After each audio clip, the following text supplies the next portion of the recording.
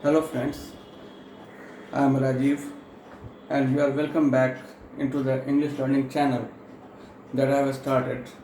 तो यहाँ पर जो है ना, यहाँ पे कुछ बिजार फिगर्स हैं, यहाँ पे कुछ स्टैंड फिगर्स हैं, ठीक है।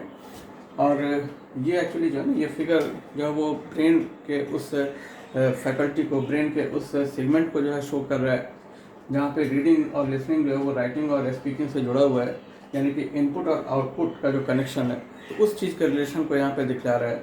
अब यहाँ पर ब्रेन में सर्टेन एरियाज हैं जहाँ पे रीडिंग का काम होता है, जहाँ पे लिसनिंग का काम होता है, उसको समझने का काम होता है, ठीक है। और ये एरियाज जो हैं, ये वो एरियाज ब्रेन के हैं जहाँ पे जो हम लिखते हैं या बोलते हैं, ठीक है।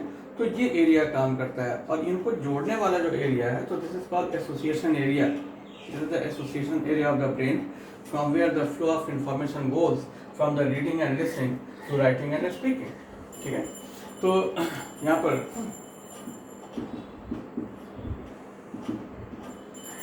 यहाँ पर हम ये बात करें कि अगर जो है ये इनपुट और आउटपुट बराबर दोनों काम अगर एक साथ हो रहा है, अगर बराबर रेगुलरली हम जो वो पढ़ रहे हैं, सुन रहे हैं और लिख रहे हैं, बोल रहे हैं, तो ये एसोसिएशन एरिया जो है ये वाइडन हो जाता है। इसके बीच इंफॉर्मेशन का फ्लो जो है वो बहुत अच्छा रहता है। और जब भी हम बोलते हैं और लिखते हैं तो क्वाइट नेचुरली कि ये रीडिंग और लिसनिंग जो हमने कर रखा है पहले, तो उसकी बातें जो वो बड़ी ईजिली जो वो फ्लो करती है और जो कुछ भी हमने पढ़ा है या सुना है वो हमारे राइटिंग पे आता है और स्पीकिंग पे भी आता है। हमने इन दोनों को एसोसिएट किया है क्योंकि राइटिंग पे अगर आ रहा है तो उसके बाद जो है वो स्पीकिंग पे भी आएगा, ठीक है। अगर सपोज किया कि हमने रीडिंग और लिसनिंग जो वो किया लेकिन वी आर वेरी इरेगुलर और ओकेजनल इन राइटिंग और स्पीकिंग, अगर हम जो है वो नहीं के बराबर जो है लिखते हैं या बोलते हैं, शायद बहुत रेयर बोलते हैं, ठीक है, तो वो एसोसिएशन एरिया जो है तो वो नैरो रह जाएगा, उसमें वो फ्लो ऑफ इंफॉर्मेशन जो नहीं रह जाएगा, ठीक है। और कभी अगर ओकेजनली अगर हमें लिखना पड़े या ओकेजनली अगर हमें बोलना पड़े तो obviously we will not be able to just perform this task efficiently, ठीक है। तो बहुत अच्छा हम नहीं कर पाएंगे। तो इसीलिए क्या है कि इनपुट के साथ आउटपुट भी होना चाहिए।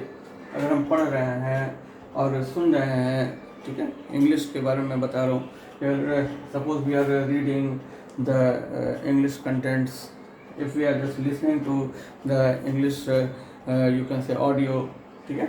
तो और अगर जो है हम साथ साथ अगर हम जो वो राइटिंग और स्पीकिंग पे रेगुलरली अगर हम करते हैं तो हमारा वो जो है एक करो कि इन्फॉर्मेशन जो है तो उसका फ्लो बड़ी तेज़ी से इधर से इधर जाएगा और जब भी हमको बोलना होगा, जब भी हमको लिखना होगा तो we will be able to just do it very efficiently, हम लोग बहुत ईजिली कर पाएंगे, ठीक है। तो इसलिए हमको क्या करना चाहिए हमें कि बराबर जो है वो साथ साथ जो है वो आउटपुट का की जो एक्टिविटी है वो भी करनी चाहिए, दैट इज राइटिंग, स्पीकिंग, ठीक है।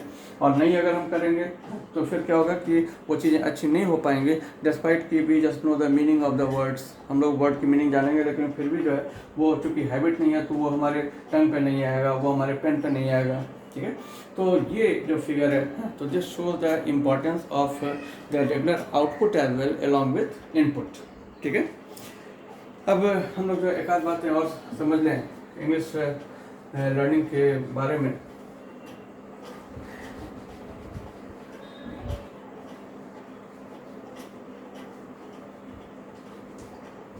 तो यहाँ पर जो क्या कि अब हम क्या बोलें, क्या लिखें। इंग्लिश जो है या कोई भी जो लैंग्वेज है इट इज़ लाइक लाइट, ये जो है एक रोशनी की तरह से है। तो रोशनी तभी दिखाई पड़ती है जब वो किसी चीज़ पे पड़ती, ठीक है। अगर मान लीजिए कोई ऑब्जेक्ट ही नहीं है, वैक्यूम अगर है तो फिर रोशनी भी नहीं दिखेगी। उसी तरह से जब भी हम किसी लैंग्वेज को सीखते हैं तो वो लैंग्वेज हमको तब दिखता है जब हम उसमें जो है किसी टॉपिक पे जो है डिस्कशन करते हैं, किसी चीज़ के बारे में डिस्कशन करते हैं, भले ही वो हमारा डेली रूटीन ही क्यों ना हो, भले ही जो वो वेदर का कंडीशन ही क्यों ना हो, ठीक है। तो हमको किसी चीज़ के बारे में बोलना पड़ता है, ठीक है। तो यहाँ पे क्या है कि we should just start with some easy topics, ठीक है। मान लेकर हम अपनी फैमिली में ही जो अगर बोलते हैं तो we should just start with some easy topic like what we are doing in the morning, what we are going to do in the evening, ठीक है, या what is your target in the life and something like that, ठीक है। तो शुरू में क्या करना चाहिए कि बड़े इजी टॉपिक्स पे बात करनी चाहिए, बहुत कह लो कि लाइट टॉपिक्स पे बात करनी चाहिए, ठीक है। लेकिन धीरे धीरे टॉपिक्स की कॉम्प्लेक्सिटी को बढ़ाना चाहिए और धीरे धीरे जो है फिर कुछ करंट अफेयर से रिलेटेड टॉपिक्स, कुछ ज़्यादा जो वो फाइन टॉपिक्स पे जो है वो बात करनी चाहिए, ठीक है। और इस तरह से जो है धीरे धीरे जो है टॉपिक्स का जो है वो एक लेवल बढ़ाना चाहिए और इस तरह से जो है ना वो बेहतर ये रहता है कि हम लोग जो है वो एक टॉपिक को चुन लें कि शाम में जो है इस पर हम डिस्कशन करेंगे और उस पर पहले से पढ़ करके रखें और उसके बाद जो है फिर डिस्कशन करें, फिर डिबेट करें, तो दिस इज़ वेरी बेनिफिशियल, ठीक है। अच्छा, कुछ और भी प्रॉब्लम जो आते हैं हमारे कई फ्रेंड्स के साथ जो है कि भाई हम पढ़ रहे हैं लेकिन फिर भी जो है, और हम सब जितने भी वर्ड्स हैं तो उनका मतलब हमको पता है, लेकिन फिर भी जो है वो टोटल जो है वो मीनिंग निकल नहीं रही है कि वो कहना क्या चाह रहे हैं, ठीक है। तो यहाँ पर क्या होता है कि कभी कभी जो है ना जो लिखा होता है तो उसमें ईडियम्स या फ्रेज जो वो छिपा हुआ होता है, ठीक है। वहाँ पर जो है ना कभी कभी क्या होता है कि कोई ईडियम, फ्रेज, कोई मैक्सिम, एवरेज, सेइंग, इस तरह की चीज़ें जो छिपी हुई होती हैं, तो इस वजह से भी क्या होता है कि वो जो है वो मीनिंग को वेग कर देती हैं, मीनिंग को अनक्लियर कर देती हैं, ठीक है। तो इसी वजह से क्या है ना कि एक अच्छी डिक्शनरी, एक रेफरेंस डिक्शनरी भी हमको रखना पड़ता है एक रेगुलर डिक्शनरी के अलावा, जिसमें कि हम ये देख सकें कि अगर सपोज क्या है कि जो फ्रेज है इसके साथ अगर ये एडवर्ब आया है, ठीक है, तो उसमें कौन सा फ्रेज वो बन पाता है, उसका क्या मीनिंग होता है। जैसे हम एक एग्जाम्पल बता रहे हैं कि जैसे पुट आउट जो है तो इसकी मीनिंग होती है बुझा देना, एक्सटिंग्विश, ठीक है। तो अब वहाँ पर जो है कि I just put out a lamp, अगर इस तरह से दिया हो तो एक उसकी जो है वो एक वर्ड बाय वर्ड मीनिंग होती है कि हमने लैम्प को जो है वो बाहर रख दिया है, बाहर रखते हैं हम, ठीक है। लेकिन एक फ्रेज वाइज उसकी मीनिंग बनती है कि हम लैम्प को बुझा देते हैं, हमने लैम्प को बुझा दिया, ठीक है। तो यहाँ पर इस तरह से जो है ना ये ईडियम्स और फ्रेजेस जो हैं तो उनका भी स्टडी जो है वो इम्पॉर्टेंट है और ये इसलिए भी इम्पॉर्टेंट है because it just makes our language very lively, ये हमारे लैंग्वेज को बड़ा सरस बनाता है, ठीक है। अच्छा, कुछ बच्चे ऐसे होते हैं, कुछ स्टूडेंट्स ऐसे होते हैं कि वो कहते हैं कि भाई अब तो जो है सपोज क्या कि पेपर पढ़ रहे हैं या मैगजीन पढ़ रहे हैं तो कहते हैं कि भाई हमको तो सारे वर्ड्स जो हैं अब इसमें जो वो पता है, वो वर्ड जो है अब कोई ऐसा बचा नहीं है कि उसकी मीनिंग हम नहीं जानते हैं। लेकिन नहीं, we should just continue it, हम लोग को जो है वो फिर भी जो है वो कंटिन्यू करना चाहिए पढ़ना, क्योंकि जब तक वो वर्ड्स हैं वो हमारे पेन पे ना आए, जब हम बोलें तो वो हमारे टंग पे ना आए, तब तक वो हमारे नहीं, ठीक है। Simply knowing the meaning of the words is not enough, rather we should over learn them, we should have the habit of them, rather जो कंटिन्यूस वो बराबर रेगुलर पढ़ना जो है वो इसलिए भी इम्पॉर्टेंट है क्योंकि उससे जो है एक लैंग्वेज की हमारी हैबिट होती है और इससे जो है हमको सही बोलने में मदद मिलती है, ठीक है, अलॉन्ग विद ग्रामर एक्सेट्रा, ठीक है। तो यहाँ पर जो है ना इसलिए जो है ये बड़ा इम्पॉर्टेंट है कि हमको कंटिन्यू करना चाहिए पढ़ना लिखना जो है, ठीक है, और सुनना, पढ़ना, लिखना despite we know the meaning of every word, ठीक है, ताकि हमारा जो एक स्टाइल है बोलने का तो वो रिफाइन होता रहे, ठीक है। तो यहाँ पर जो है ना अब हम जो है एक बात करेंगे the importance of grammar and translation की और dictionary.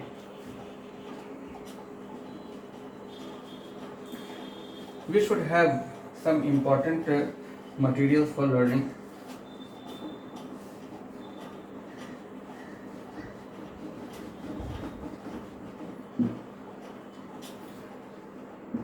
First of all, we should have a good dictionary.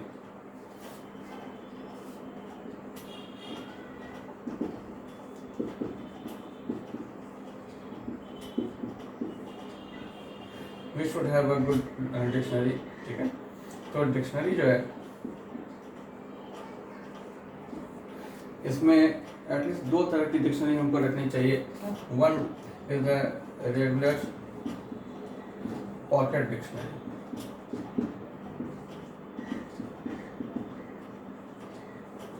Pocket dictionary is handy, they are easy to handle, ठीक है।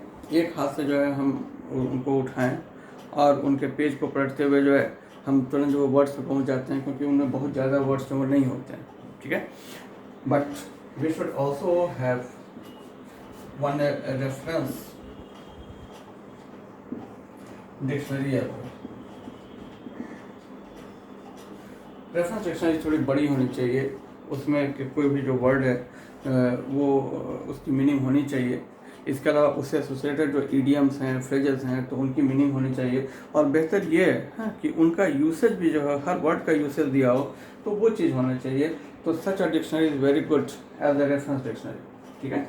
जैसे कि अगर सपोज किया कि आप बिगनर हैं, suppose you are a Hindi speaking person, तो you may start with Bhardwaj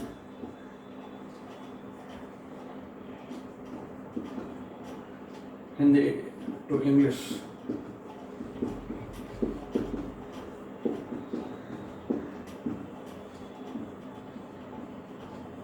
dictionary, ठीक है, भार्गवा की है, साहनी की है, इस तरह की जो है हिंदी टू इंग्लिश डिक्शनरी जो है तो वो होनी चाहिए, पॉकेट डिक्शनरी भी और साथ में रेफरेंस डिक्शनरी, ठीक है। तो दोनों फॉर्मेट में जो ये डिक्शनरीज आती हैं, ठीक है। तो ये जो है वो हिंदी टू इंग्लिश, आपकी इंग्लिश एक बार जो है थोड़ा सा जो है अच्छी हो जाती है, and now you can just handle the English to English dictionary. तो उसके लिए जो है फिर you may just consult the Collins Gem dictionary,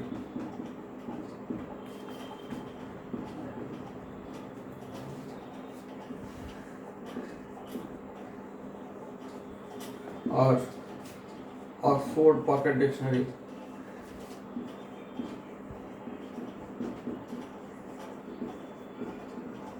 as a regular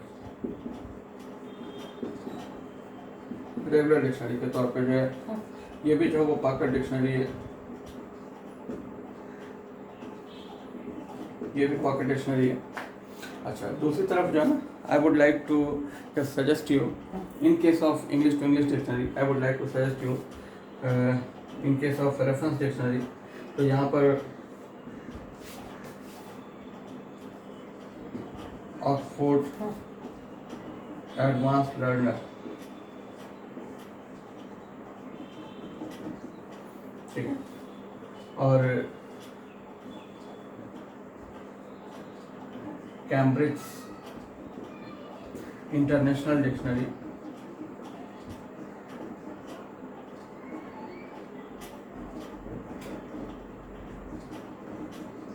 तो ऑक्सफोर्ड एडवांस डिक्शनरी हो, ऑक्सफोर्ड एडवांस लर्नर डिक्शनरी हो या कैम्ब्रिज इंटरनेशनल डिक्शनरी हो, तो डिक्शनरी की खासियत है कि इसमें जो है ना सिर्फ ढेर सारे वर्ड्स उनसे रिलेटेड फ्रेजेस और इडियम्स ही नहीं दिए हुए हैं, rather they also have got the usage of every word।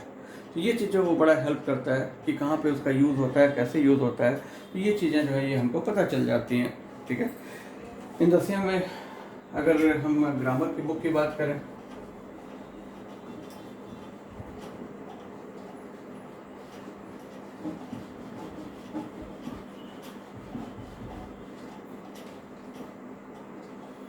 suppose if we just talk of the grammar book जो है ना ये बहुत ही इम्पोर्टेंट है, क्योंकि इवन वाइल एक बच्चा जो है वो ग्रामर की बुक नहीं पढ़ता है फिर भी वो मदर टंग बोलने लगता है, और हिंदी फॉर एग्जांपल जो है हिंदी की हमने बहुत सीरियसली ग्रामर की बुक नहीं पढ़ी है, लेकिन फिर भी हिंदी हम बड़े आसानी से बोल लेते हैं। But this kind of learning takes a long time, it takes many years. जैसे एक बच्चा जो है वो उसको अच्छे ठीक से बोलते बोलते जो है 5-6 साल जो वो लग जाते हैं ठीक से अपने मदर टंग को सीखते सीखते, ठीक है। लेकिन ग्रामर जो है ना, तो इसमें जो सेट ऑफ रूल्स होते हैं तो उनको अगर हम ध्यान से पढ़ते हैं तो बहुत कम समय में ही जो है ये एक्यूरेसी हमको प्रोवाइड करते हैं, ये हमको ठीक ठाक नियम बता करके जो है ये हमारे एक्सप्रेशन को ज़्यादा एक्यूरेट बनाते हैं, ये हमको ज़्यादा कॉन्फिडेंस देते हैं, ठीक है। तो अब ग्रामर की जो बुक है तो इसमें the many good books in market, ठीक है, उसमें कोई भी एक आप अपने चॉइस का ले सकते हैं। जैसे कि one book is rain and Martin,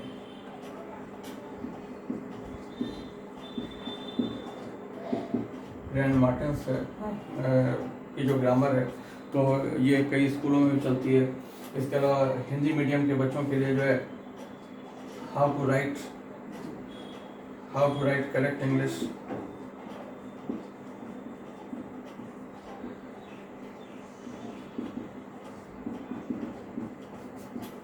bye R P. Sinha. तो ये जो ग्रामर की बुक्स हैं तो they are very good books, ठीक है। इसके बाद फिर हम लोग अगर ट्रांसलेशन की बुक्स अगर देखें, ट्रांसलेशन की बुक की क्या खासियत होती है कि वो तमाम एक्सप्रेशन जो हैं तो उनका एक इकट्ठा जो है वो एक कलेक्शन जो है वो रखते हैं कि अगर हमको ऐसा बोलना हो तो हम ये बोलेंगे, अगर हमको इस तरह से एक्सप्रेस करना है तो ऐसे बोलेंगे।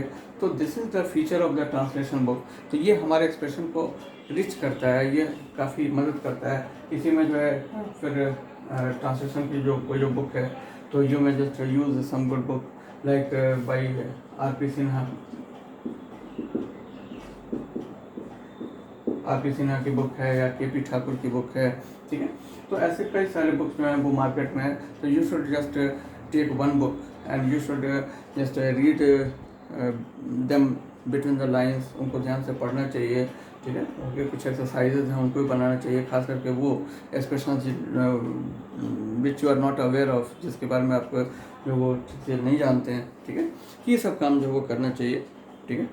तो यहाँ पर जो है अब लास्टली जो है हम आपसे ये कहेंगे कि जस्ट प्रैक्टिस, ठीक है। प्रैक्टिस कीजिए, बराबर जो लगे रहिए, हिम्मत मत छोड़िए, ठीक है। और यहाँ पर जो है अब आगे जो है आगे के जो वीडियोस हैं तो उनमें जो है ना हम लोग अब और भी जो है अब इसके जो रूल्स हैं और तमाम जो ट्रिक्स हैं तो उसको हम लोग देखेंगे, ठीक है। तो just wait for my next video. Just I would like to request you that you just like my video, subscribe my video, and thank you.